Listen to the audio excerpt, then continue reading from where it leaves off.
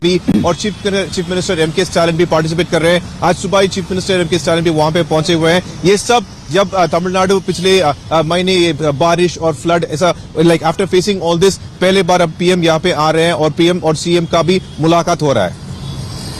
जी प्रमोद, कब तक का कार्यक्रम है? इसके बाद आगे कौन कौन से और कार्यक्रमों में शामिल होना है? प्रधानमंत्री नरेंद्र मोदी को जितने भी इवेंट्स हैं उसके बारे में भी अपडेट कर दीजिए।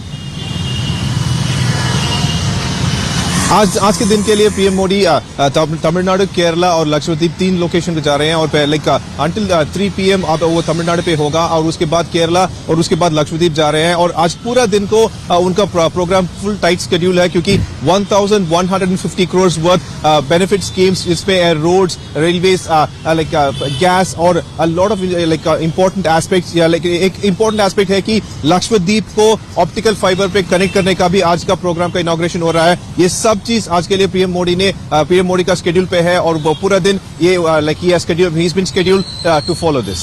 किस तरह से लोगों में उत्साह है, क्रेज है, क्योंकि प्राइम मिनिस्टर जहां भी जाते हैं उनकी बहुत लंबी चौड़ी फैन फॉलोइंग है, सिर्फ देश में ही नहीं विदेशों में। तो ऐसे में कितना उत्साहित है जनता, हम तस्वीरों के माध्यम से देख पा रहे हैं। बीजेपी वर्कर्स हो या आम लोग हैं, कितनी उत्सुकता है पीएम के विजिट को लेकर?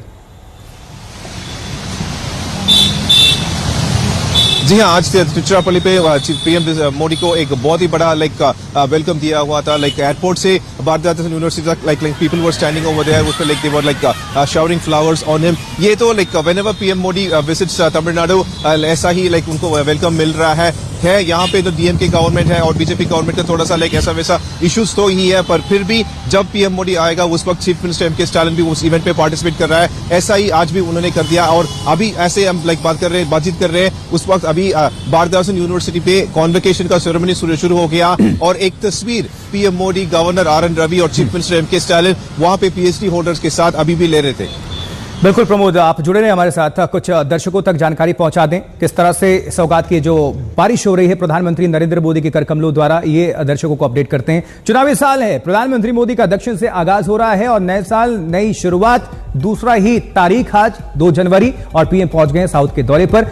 लंबा चौड़ा कार्यक्रम है, 19,800 की विकास परियोजनाओं की सौगात देने। 2 दिनों के अंदर कहां कहां जाएंगे ये भी आपको ग्राफिक्स के माध्यम से आप देख पा रहे हैं, हम आपको दिखा रहे हैं। तमिलनाडु में रेल, रोड, तेल, गैस, शिपिंग से जुड़ी योजनाएं हैं, कनेक्टिविटी, इंफ्रास्ट्रक्चर, ये जितने भी हैं सब पर ये फोकस है प्रधानमंत्री का। चुनावी साल भी है, बहुत ज्यादा वक्त बाकी नहीं है, कुछ ही महीने का दिन अभी शेष है और उसके मद्देनजर ये बहुत इंपॉर्टेंट दौरा है, विजिट है। लक्षद्वीप को 1150 करोड़ की योजनाओं का तोहफा देने जा रहे हैं प्रधानमंत्री नरेंद्र मोदी। दीक्षांत समारोह में भी शामिल होंगे पीएम मोदी और साथ ही तमिलनाडु के लिए देख रहे हैं 19,850 करोड़ की, लक्षद्वीप 1150 करोड़, जैसा कि आपको हम जानकारी दे रहे हैं। लोकार्पण है, शिलान्यास भी इसमें है। तमिलनाडु में मायने क्या है जरा समझ लीजिए। 39 जो लोकसभा सीटें हैं, बहुत संख्या इनकी होती है, 39 पर इसका असर होगा। लक्षद्वीप में 1 सीट है, लेकिन एक सीट लोकसभा चुनाव के मद्देनजर बहुत महत्वपूर्ण हो जाती है। 1 सीट से सरकार बन जाती है और 1 सीट से सरकार गिर जाती है। टारगेट क्या है ये देखिए, दक्षिण राज्यों में पकड़ बनाना। जिस तरह से अभी हाल फिलहाल हमने देखा कि साउथ में थोड़ी सी बीजेपी की जो पकड़ है,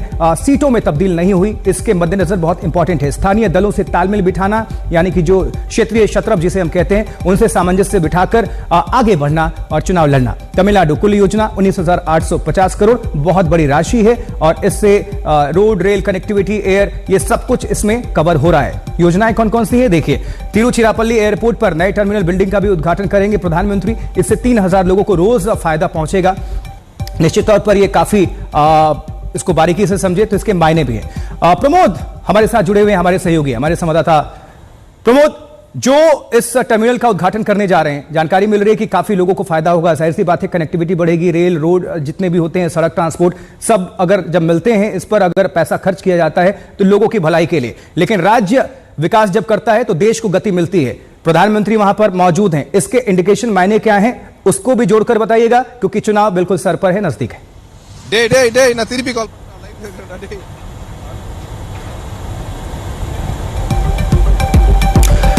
चलिए फिर से हम रुक करेंगे अपने सहयोगी का, लेकिन कितना महत्वपूर्ण ये दक्षिण का दौरा है प्रधानमंत्री मोदी के लिए। देखिए जरा, 2024 लोकसभा चुनाव सिर्फ कुछ महीने बाकी। दक्षिण में बीजेपी के विस्तार की ये तैयारी है, दरअसल एक तरह से समझ लीजिए रिहर्सल है। प्रधानमंत्री जहां भी जाते हैं कनेक्ट सीधे जनता से कर लेते हैं, उनकी यही सबसे खासियत है। लोग जुड़ जाते हैं, उनसे अभिवादन करने के लिए, फोटो खिंचवाने के लिए, मिलने के लिए बेचैन रहते हैं। देखिए जरा, पॉइंट वाइज सिलसिलेवार तरीके से आपके सामने ये हम जानकारी पहुंचा रहे हैं। और इसी बीच लगातार बड़ी खबरों पर आज तक की निगाहें बनी हुई हैं। आगे बढ़ते हैं, बड़ी खबर आ रही है इंडिया गठबंधन से जुड़ी हुई। खबर है कि गठबंधन के संयोजक पद को लेकर अन्य दलों के नेताओं के साथ नीतीश कुमार की जल्द बातचीत हो सकती है और सूत्रों की माने तो बिहार के मुख्यमंत्री नीतीश और अन्य नेताओं की वर्चुअल बैठक संभव है। तो इंडिया गठबंधन के नेताओं संग नीतीश करेंगे बैठक और इसके पहले भी तमाम स्टेटमेंट्स आते रहे हैं कि कुछ घटक दल के जो कुछ पार्टियां हैं वो इस बैठक के लिए या इंडिया गठबंधन को लेकर बहुत सीरियस नहीं है, लेकिन इस बीच ये खबर आ रही है कि नीतीश के नेताओं संग वर्चुअल बैठक हो सकती है। ये सूत्रों के मुताबिक जानकारी मिल रही है। शशि भूषण का रुख करेंगे। शशि, आज तक जिस खबर को प्रमुखता से उठाता है वो बाद में एकदम बिल्कुल सही साबित होती है। जिस तरह से इस्तीफे की भी बात हमने की थी, अब ये सूत्र बता रहे हैं कि इंडिया गठबंधन के नेताओं संग नीतीश कुमार बैठक करेंगे। क्या जानकारी मिल रही है इसको लेकर?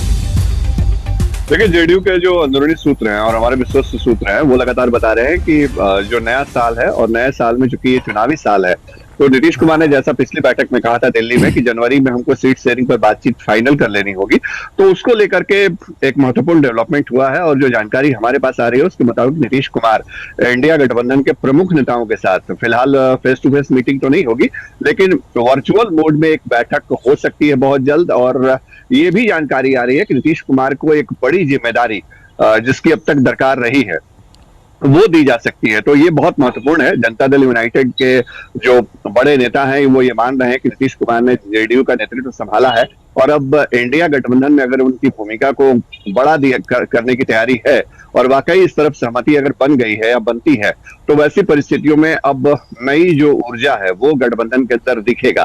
तो इसकी तैयारी है। बैठक कब होगी, कौन कौन से नेता जुड़ेंगे, इसको लेकर के बहुत कोई ऑफिशियल कंफर्मेशन नहीं है, लेकिन जो हमारी जानकारी है पक्के तौर पे हम बता रहे हैं कि नीतीश कुमार जो है वो बहुत जल्द वर्चुअल मोड में जुड़ेंगे इंडिया गठबंधन के प्रमुख नेताओं के साथ। और ये भी जानकारी आ रही है तो कि कांग्रेस के कुछ बड़े नेताओं के साथ नीतीश कुमार की बातचीत भी हुई है पिछले 1-2 दिनों में। तो ये एक बहुत बड़ा डेवलपमेंट है और कह सकते हैं कि नीतीश कुमार। ठीक है शशि भूषण, जुड़े रहिए, जानकारी के लिए दोबारा आपका रुख करेंगे। लेकिन कुछ केंद्रीय मंत्री जैसे पशुपतिनाथ पारस और नित्यानंद राय इसको लेकर क्या बयान दे रहे हैं वो भी सुनवा देते हैं। ये सारी चीजें, सारी बातें, सारी हरकत लालू जी और तेजस्वी जी की सहमति से हो रही है। वह जो भी कह ले, सनातन का जितना भी खिलाफ कर रहे, मंदिर के विषय में जितना भी अपशब्द बोल रहे, हिंदू और सनातन के जितना मन हो उतना गाली दे दे,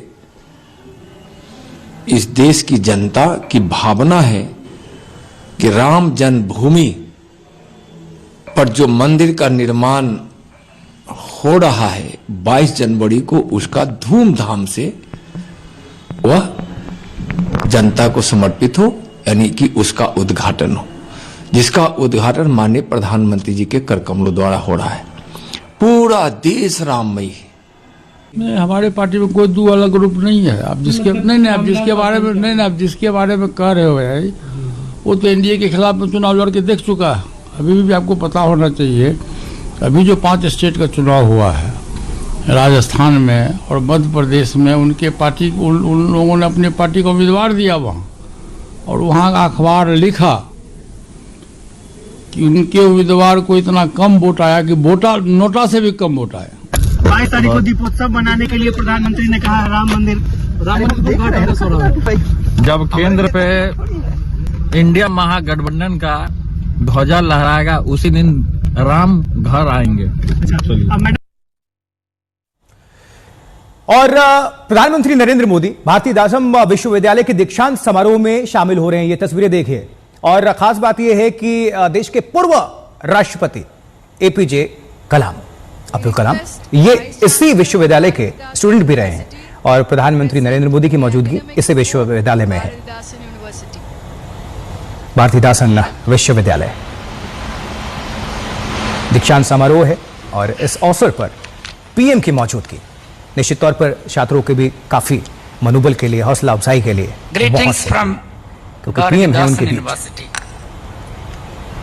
Gauridasan University feels proud in according a warm welcome and a New Year greetings to all the respectful मौजूद हैं hearts. और प्रधानमंत्री वहां पर मौजूद हैं। 38 इस बड़ी खबर पर नजर लगातार बनी हुई है। हर अपडेट के साथ लौटेंगे, छोटा सा ब्रेक ले रहे हैं, बने रहें, देखते रहें आप आज तक।